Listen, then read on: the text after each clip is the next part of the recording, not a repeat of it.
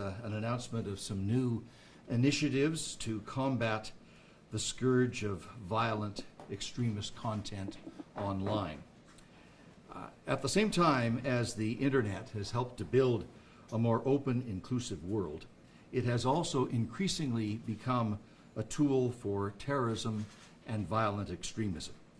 In recent years, we have seen the rise of this type of activity and, sadly, the rise of violence that it fuels.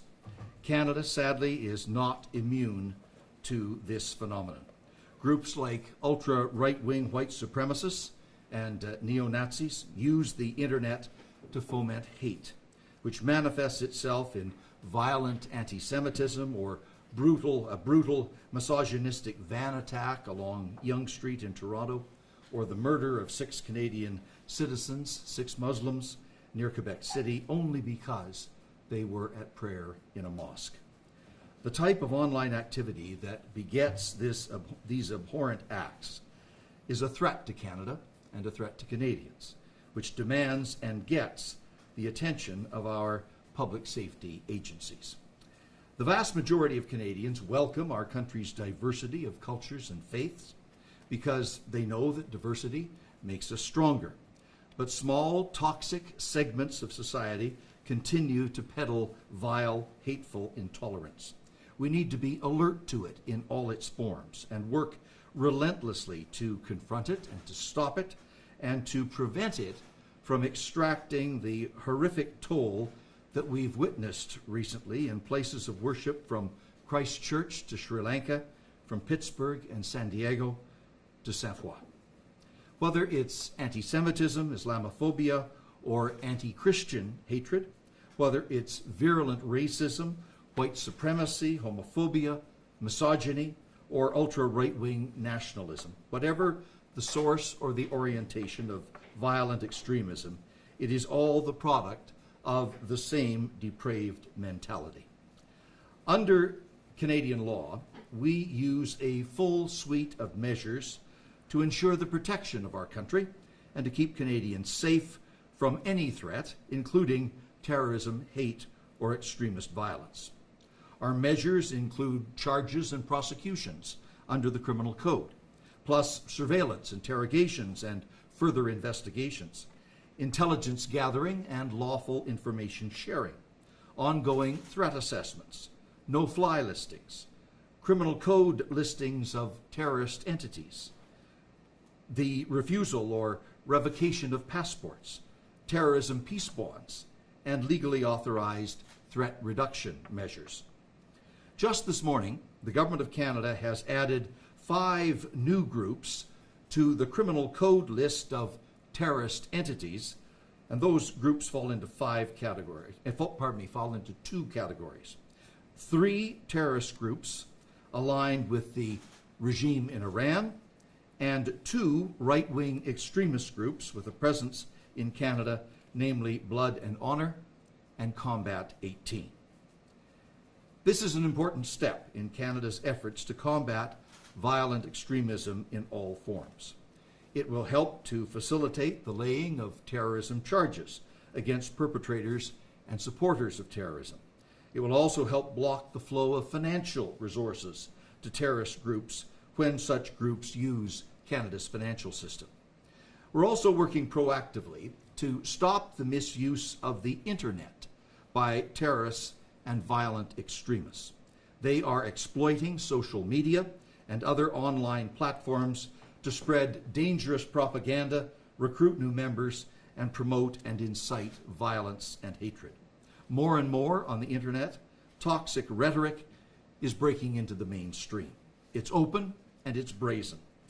A disturbing aspect of the Christchurch attack is that it was not only streamed over the internet in real time, but also shared by many people online. In fact, the original video of that massacre was viewed some 4,000 times before being removed. Al-Qaeda and Daesh circulate material that is easily accessible on the internet, like magazines and videos on how to carry out bombings and other acts of violence. Violent extremists exploit discussion forums and networks, offering them a borderless community to create a culture of fear, mistrust, and violence. All of this has contributed to a serious issue of radicalization to violence in Canada and around the world. It sprouts and simmers online, but spills into the real world. You see it in harassment, in anonymous letters, in defaced places of worship, in acts of violence, and in the very worst cases, murder. The Quebec mosque attacker, for example, was known to consume far-right content online before embarking on his murderous rampage. Canada is working hard to help counter and prevent the insidious process of radicalization to violence before tragedy strikes. This demands a whole-of-society approach. When leaders and opinion makers fail to denounce hatred with total conviction, we empower and legitimize those who espouse that hatred. We are undertaking our work in close collaboration with our international partners, with civil society, and with the digital industry. This is a constant topic of concern among security ministers from the G7 and the Five Eyes countries, for example, and it will be again next month at the next Five Eyes Summit in the UK. There is complete agreement that we must all do more to ensure that dangerous content is removed a lot faster than it currently is, and to prevent it from going up in the first place. Social media platforms have a very essential role to play in that process. They need to move more quickly, efficiently, and precisely in dealing with the toxic and violent material posted or shared by their users. Big technology companies need to assist and support the smaller ones, and all players need to be more transparent and more accountable with respect to the algorithms they utilize to serve content to their users. To that end, Prime Minister Trudeau recently joined New Zealand Prime Minister Ardern and French President Macron, other government leaders, and leaders from the tech sector to adopt the Christchurch Call to action. As part of the Christchurch Call, governments and online service providers are making voluntary, collective commitments to prevent abuse of the internet to promote and sensationalize acts of terrorism. Today, Canada is adding 2 new initiatives that will help Canada meet its commitments under the Christchurch Call.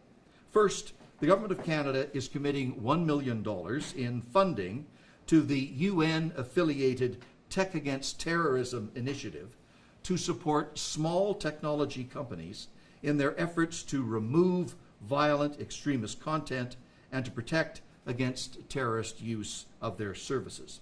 Many of these smaller companies are often very willing, very anxious to do their part, but they lack the capacity or the knowledge or the financial resources to do so. Tech Against Terrorism helps to fill that gap, helping small companies to rid themselves of terrorist activity and to make themselves more resilient. The funding announced by Canada today will support Tech Against Terrorism's content analytics platform. This project will create a repository of terrorist content. Smaller tech companies will be notified when new material is discovered online and added to the repository, and that will make it easier for those companies to identify and more quickly remove any of that material on their own platforms. We also want to engage with youth on this issue. Young people understand the online environment. In fact, they live the majority of their lives in it and can help transmit effective alternative narratives. That's why I am also announcing today that the Government of Canada will be collaborating on a youth summit on countering violent extremism online, and that should be taking place later on this summer. The summit will bring together young people to learn about violent extremist and terrorist use of the internet, dissuade peers from sharing content, and develop effective counter-narrative campaigns to push back against nefarious content. Representatives from internet companies will help shape the event and collaborate directly with youth to develop good ideas that can be shared broadly with their peers. These initiatives that I'm announcing today complement action that is already being taken by the Government of Canada to address the use of the internet by terrorists and violent extremists. In fact, that was one of the priorities of the National Strategy on Countering Radicalization to Violence, which we announced last December. In addition to working with digital industry, we're also working with civil society and with the private sector to improve digital literacy so people can know extremist content when they see it and can be more resilient to the manipulation that so often lures people toward increasingly radical and dangerous messages. And we are supporting research to better understand how terrorists and violent extremist groups operate in the online space and how to counter their activities. All of these efforts are being led by the Canada Centre for Community Engagement and Prevention of Violence, and that includes a prominent advisory council chaired by Peter Slowly and Gheda Hassan.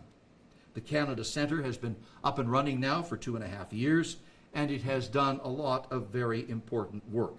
That includes funding for timely interventions that help to prevent at-risk individuals from being radicalized to violence in the first place, and supporting disengagement programs for those that are already on that downward spiral. Moonshot CVE is an excellent example of the programming supported by the Canada Centre through its Community Resilience Fund. It's providing alternative, positive counter messages to vulnerable individuals who are searching for violent extremist or terrorist material. We're also funding research into the attitudes and experiences of young Canadians toward hate speech and hateful material online. That research found that young Canadians are being affected by online hate. 70% of those surveyed said that they would be more likely to push back against that hate if the platforms had clear rules and the tools to report bad behavior. The study also found that when online hate is left unchecked, young people can start to falsely believe that intervening is overreacting, and thus hate becomes normalized. Canadians like to believe that we are the finest expression of pluralism, diversity, and mutual respect that the world has ever known. But that is always a precious work in progress that we dare not take for granted, especially in a deeply divided and troubled world in which new information technology is constantly enabling new messages of fear and hate and violence, just as much as messages about peace and tolerance and inclusion. So we need to remain vigilant and proactive as we work our way through all of the action items from the Christchurch Calls and our ongoing work as well with the Five Eyes, the G7, and others.